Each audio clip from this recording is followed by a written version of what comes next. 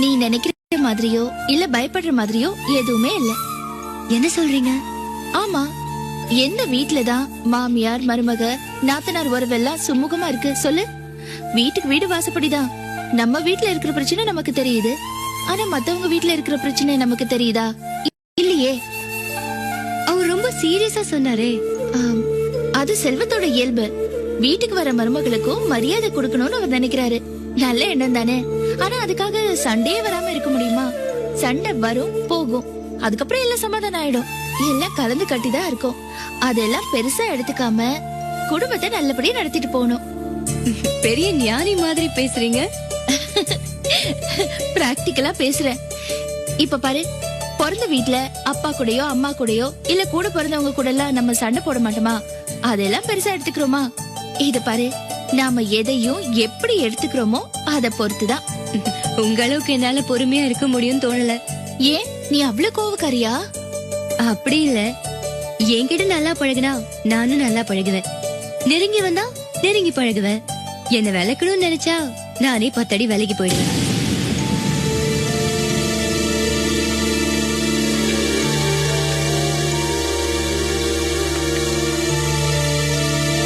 என்னது ஓரகத்துக்கு 2 பேருமே சப்பாத்தி உருட்டுறீங்களாக்கும்? ஆமா பாட்டி. ஆமா பாட்டி. அம்மாடி. ஏன் பாட்டி, நீங்களும் சப்பாத்தி சாப்பிடுவீங்கல்ல? எனக்கு ஒரு காலத்துல இதெல்லாம் ரொம்ப பிடிக்கும். இப்ப இதெல்லாம் தின்னா பல்லெல்லாம் வலிக்குதுப்பா. ஏதோ 2 இட்லியை கட்டியே வாங்கி தின்னுக்கிறதா.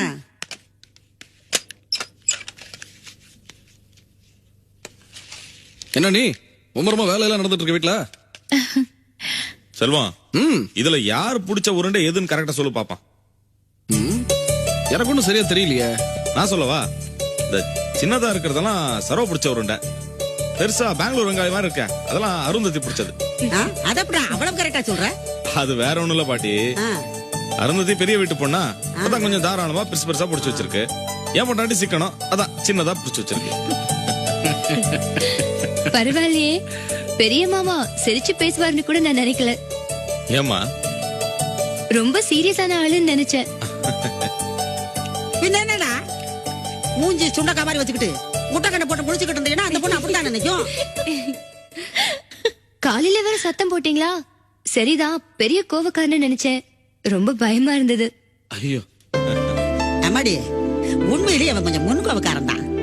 அதுலயும் ஆத்தாளையும் தங்கச்சியும் யாராவது சுடுதல் சொல்லிட்டாங்கன்னு வச்சுக்க, அவ்வளவுதான் குரங்கு மாதிரி மேல விழுந்து பொறாண்டிடுவான். கிழவி, நீ வேற ஏதாவது சொல்லிட்டு இத பருமா, அதெல்லாம் சமயத்துல வந்து போற கோவம் தான். மத்தபடி நீ நினைக்கிற மாதிரி நான் பெரிய கோவக்காரன்லாம் ஒண்ணும் கிடையாது. ஆனா செல்வம், இது மட்டும் நிச்சயமா அருந்ததி புடிச்சு வச்ச உருண்டையா தான் இருக்கும். ஆமா.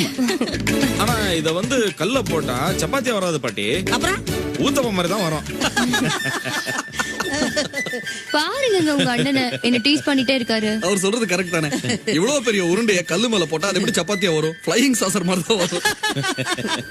இங்க பாருங்க, எல்லாரும் என்ன கிண்டல் பண்ணாதீங்க, அப்ப நான் சப்பாத்தியே பண்ண மாட்டேன். ஐயோ, ரொம்ப நல்லதா போச்சு அண்ணி. மீதையும் நீங்களே உருட்டி போடுங்க, நாங்களா நிம்மதியா சாப்பிடுவோம். என்ன எல்லாருமா சேர்ந்துக்கிட்டு என்ன வர்றீங்களா? அருந்ததி, நீ கவலையே படாத. யார் என்ன சொன்னாலும் நான் உன் கூட்டணி தான். சரியா? ஐயோ அண்ணி, நீங்க அவ பக்கமா? அப்ப நானும் என் பொண்டாட்டி பக்கம் தான்.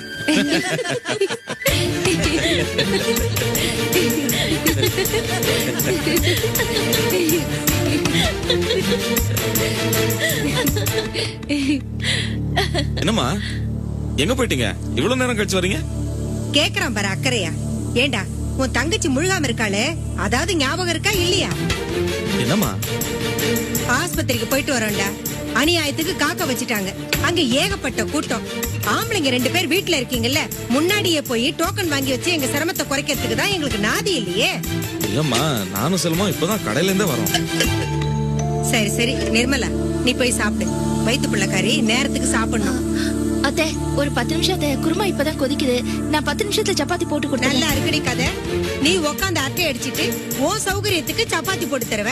வயித்துல பிள்ளைய வச்சுக்கிட்டு இருக்கிறவ பசியோட வயித்த காய போட்டுக்கிட்டு நீ எப்ப சப்பாத்தி போட்டு தருவேன்னு உக்காந்துகிட்டு இருக்கணுமா? இல்ல அத்தை, நான் வேலை பார்த்துட்டு தான் இருந்தேன்.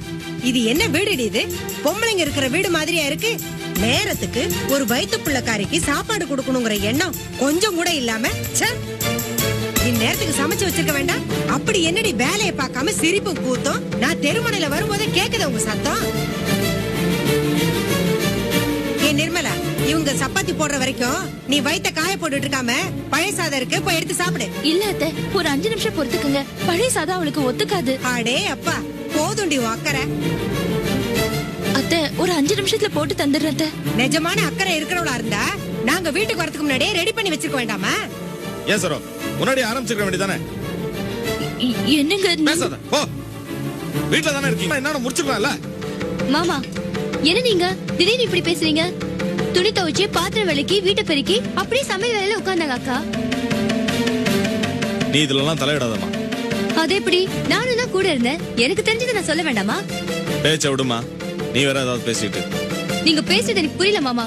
அத்தை சரோகாவை மட்டும் பேசுறதை என்னால எடுத்துக்க முடியாது. நானும் தானே கூட இருந்தேன். அப்ப எனக்கு சொல்ற மாதிரி தானே இது. ஆனா நான் பேச தப்புங்கிற மாதிரி நீங்க பேசுறீங்க.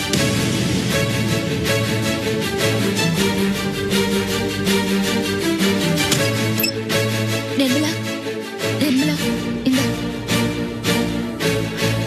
சாப்பிடு நிர்மலா. இந்த நிர்மலா, போமா உட்கார்.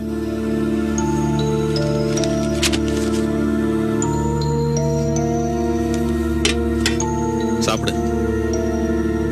இந்த பாருமா, பழைய சோறுலாம் சாப்பிடாத, உனக்கு ஒத்துக்காது. அதுவும் இந்த நேரத்துல.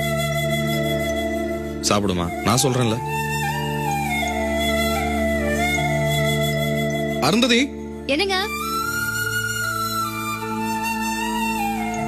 போய் ரெடியாவு, நாம வெளியில போய் சாப்பிடுறோம். எங்கடா கிளம்புற நீ? ஏன் பொண்டாட்டி, எங்க வேணாலும் கூட்டிட்டு போவேன். போ.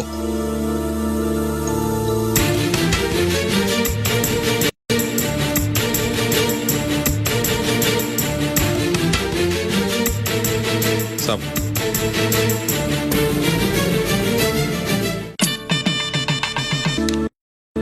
அப்பா இந்தாங்க பத்தினி. என்னப்பா கேலண்டர் பாத்துட்டு இருக்கீங்க? இதுவா தீபாவளிக்குன்னு எவ்வளவு நாள் இருக்குதுன்னு பாக்குறேன். ஏன்பா என்ன மாதிரி சின்னதுங்க தான் தீபாவளி எப்ப வரும்னு கேலண்டர் பாப்போம். நீங்க எதுக்காக பாக்குறீங்க? டேய், நான் உன்ன மாதிரி பட்டாசு சுடுறதுக்காக பாக்கல. நானு லீலா விஜய தீபாவளிக்கு அழைக்கிறதுக்காக நல்ல நாள் பாத்துக்கிட்டு இருக்கிறேன். லீலா விஜயவா? ம், ஏன் அவங்களுக்கு தலை தீபாவளி மறந்துட்டீங்களா? அதெல்லாம் மறக்கலப்பா. ஏப்பா இதுக்கு ஒரு தடவை நீங்க தனியா அலையணுமா? அத செல்வம் கல்யாணத்துக்கு போனோம்ல, அப்பவே நீங்க அழைச்சிருக்கலாம்ல. அது எப்படிமா? எப்படின்னு என்ன கேட்டா? ஏமா செல்வம் கல்யாணத்துக்கு போறோம், அப்ப போய் இவங்களை அழைக்க முடியுமா? ஏன் அழைச்சா என்ன? முறைக்கு கூப்பிடணும் அவ்வளவுதானே. அது எப்படி எங்க கூப்பிட்டா என்ன? இவ்வளவு பாரு எவ்வளவு சுலபமா பேசிட்டு இருக்கிறான்னு. அதெல்லாம் நடக்காதுமா. இந்த பாரு ரவி மாப்பிள்ள வீட்டுல ஒரு பிரச்சனையும் இல்ல. கோபி மாப்பிள்ள வீட்டுல கூட அவருக்கு அவங்க அப்பா பத்தியும் பிரச்சனை இல்ல. ஆனா அவங்க வீட்டுல மூத்த மாப்பிள்ள ஒருத்தருக்காக லட்சுமணன் எல்லாத்துக்கும் ஒரு நொட்டை சொல்லிக்கிட்டு அவர் என்ன கேட்பாரு? ஓஹோ போற வழியில வந்து அழைச்சிங்களாக்கு, இதான் முறையா அப்படிம்பாரு கண்ணாடி இப்படி புடிச்சுக்கிட்டு. இதெல்லாம் உனக்கு 5 தெரியாது. பொண்ணை பெத்துக்கிட்டா யார் யாருக்கெல்லாம் பயந்து நடக்க வேண்டியிருக்குன்னு பாருங்க. அதான் பழமொழி சொல்லிருக்காங்கப்பா, 5 பெத்தா அரசனும் ஆண்டியாவான்னுட்டு. அக்கா அதுக்கு அப்படி அர்த்தம் கிடையாது. எங்க தமிழ்வாதியர் சொல்லிருக்காரு, 5 பொண்ணு பெத்தா அரசனும் அண்டி வாழ்வான் அப்படின்னு தான் அர்த்தமா. ஏப்பா நான் சொல்றது கரெக்ட் தானே? எப்படி எப்படி? அதாவது அரசனா இருந்தாலும் 5 பொண்ணு பெத்துட்டா எல்லாரையும் அனுசரிச்சுதான் வாழணுமா. அப்பா படிப்பாளி பேசுற பாருங்க. எனக்கு ஒண்ணு புரிஞ்சு போச்சுமா. ஆளுக்கு ஒரு பக்கம் உட்காந்துக்கிட்டு அப்பனை கிண்டல் பண்ணிட்டு இருக்கிறீங்க. பண்ணுங்க பண்ணுங்க பண்ணுங்க. ஊருக்கு கிடைச்சோம் பிள்ளையாருக்கு விளாண்டி, உங்களுக்கு கிடைச்சது அழகர் போலாம். ச்சே, நல்ல சாங்ல கரண்ட் போயிடுச்சு. ஏங்கா எப்பவுமே இப்படிதான் கரண்ட் போகுமா? ஆமா. அது சரி, உங்க மாமா இங்க வந்து ஏதோ